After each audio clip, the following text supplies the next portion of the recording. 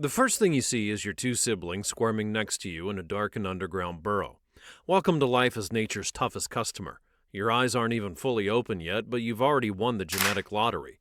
Most baby animals get cuddled, protected, and kept safe from the dangerous world outside. Not you. Your mother looks down at your tiny, fuzzy body with what could only be described as a stern anticipation. While other animals are enjoying lazy morning stretches and gentle nudges from their moms, your day begins with what could only be known as Olympic-level preparation ritual. You give your tiny claws a ceremonial sharpening against the burrow wall, followed by an exaggerated yawn that displays your already impressive teeth. Your breakfast? Whatever mom dragged in, usually still wriggling. No cute little mashed-up berries or pre-chewed worms for you. You're downing live insects like their breakfast cereal, sometimes pausing mid-crunch to savor the peculiar tang of an especially juicy beetle.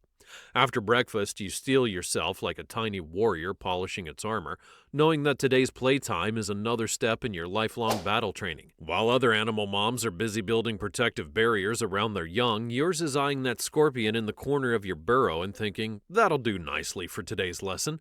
Your mother doesn't believe in participation trophies or safe spaces. Her parenting philosophy is simple. What doesn't kill you makes you stronger, and in the honey badger world almost nothing can kill you, and that's awesome, but first you need to learn why. Your venom resistance training starts when you're barely old enough to crawl. Mom brings home a mildly venomous scorpion, its stinger prepped and ready, and for most creatures this would be a horrifying moment of parental neglect. For you, it's just Tuesday. The sting hurts, sure, but your body's already prepped with natural defenses most animals would kill for. That was just the warm-up, your mother seems to say, as she watches you shake off the scorpion sting like it was nothing more than an annoying pinch. What follows is a methodical exposure therapy that would make military training look like kindergarten. Your mother carefully controls your venom encounters, starting with those less potent scorpions, before advancing you to the big leagues, venomous snakes that could drop animals 10 times your size. Your venom immunity isn't just a defense mechanism, it's your meal ticket to a buffet that would kill any other diner. With that genetic superpower coursing through your veins, breakfast time takes on a whole new meaning in the honey badger world. You wake up hungry in your burrow as the African sun begins to heat the savanna. Your stomach growls, demanding satisfaction. While other animals settle for berries and termites, your palate craves something with more bite. You emerge from your den, sniffing the air with purpose, and your nose twitches as you catch an intriguing scent.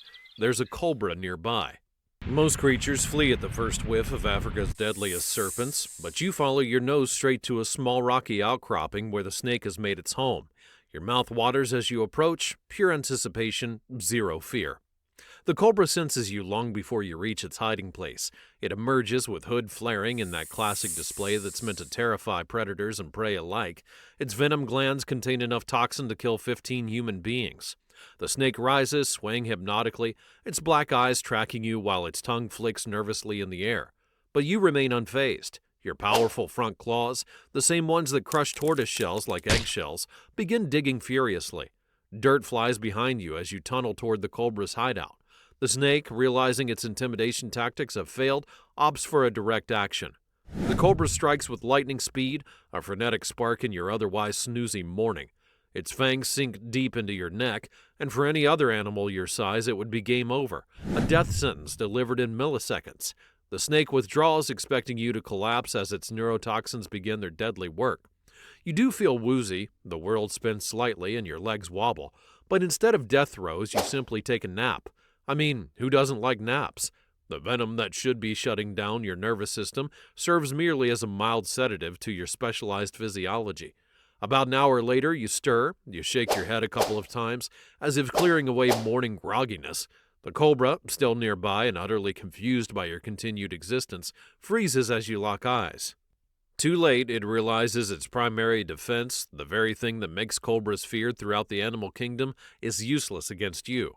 The tables turn quickly, your powerful jaws make short work of the snake, venom sacs and all, and this is just one item on your diverse menu. From scorpions to beehives, from small mammals to birds' eggs, you're nature's ultimate opportunistic feeder. Your incredible jaw strength lets you access foods other animals can't consider. Tortoise shells are just crunchy appetizers. Beehives, you'll gladly raid them, shrugging off hundreds of stings for the golden treasure inside. Your versatile diet and fearless approach to hunting are survival advantages as important as your venom resistance. Your fearless dining habits might impress the animal kingdom, but there's something even more bewildering about your existence. The way you react when a lion, an animal 20 times your size, decides you look like an easy meal. Most creatures weighing under 20 pounds would sprint away at the first whiff of a predator, but you stand your ground like a tiny tank with an attitude problem. A massive lion spots you waddling across the savannah, its golden eyes locking onto your small frame. The 400-pound apex predator licks its chops, anticipating an easy snack, and in the Predator-Prey Handbook, this is where you're supposed to flee in terror. But something crucial is missing from your honey badger brain. The fear circuit that tells other animals to run simply doesn't activate in your head. The lion charges, expecting you to scatter like any sensible small mammal. Instead, you face the incoming freight train of muscles and claws with annoyed indifference. This unexpected response momentarily confuses the predator, but it recovers quickly and pounces. Its massive jaws clamp around your neck, a killing move that would instantly end most animal stories. But you're not most animals. Your skin is nature's own Kevlar vest. Up to 8 millimeters thick in places, this armored hide absorbs punishment that would tear through other creatures. Even more remarkable is how loose it fits around your body, like you're wearing a coat several sizes too big. When the lion thinks it has you in a death grip, you perform your signature move.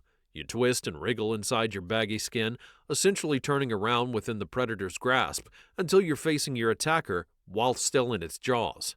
This biological straitjacket escape would make Houdini jealous. As the lion maintains its grip, you deploy your chemical weapon, a foul secretion from your anal glands that makes a skunk spray seem like designer perfume. The putrid cocktail fills the air, assaulting the lion's sensitive nose with an unbearable stench.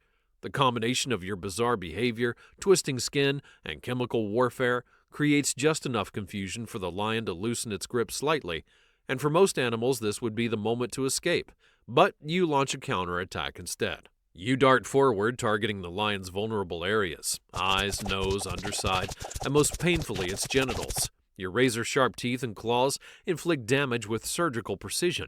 The lion, unprepared for this resistance from a potential snack, backs away in confusion and pain. The predator-prey relationship has been completely inverted. This isn't a fluke. Your reputation among the savanna's top predators is legendary.